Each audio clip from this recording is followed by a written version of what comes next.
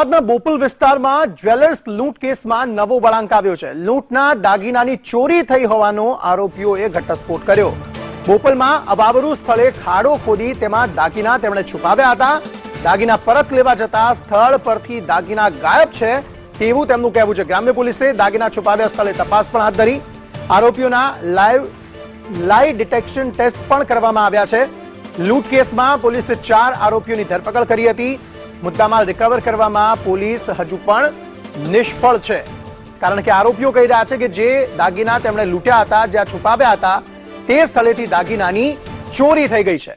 હવે લાઈ detector test પણ તેમનો કરવામાં આવ્યો, જેમાં આરોપીઓ સાચું બોલે છે કે નથી બોલતા તેનો રિપોર્ટ થોડા સમયમાં આવશે, પરંતુ લૂંટના દાગીનાની જ ચોરીનો મામલો જે છે તે સામે આવ્યો છે। આખો મામલો જે છે તે પલટાઈ ગયો છે, કારણ કે એક તરફ લૂંટ કરવામાં આવી હતી, તેના સીસીટીવી પણ સામે આવ્યા હતા। પોલીસે કાર્યવાહી કરી, આરોપીઓ પકડ્યા, પરંતુ જ્યારે પૂછપરછ કરવામાં આવી એ સ્થળ વિશે મુદ્દામાલ રિકવર કરવાની જ્યારે વાત આવી ત્યારે તે લૂંટના જે આરોપીઓ છે તેમણે કહ્યું કે જે મુદ્દામાલ હતો તે ચોરી થઈ ગયો છે।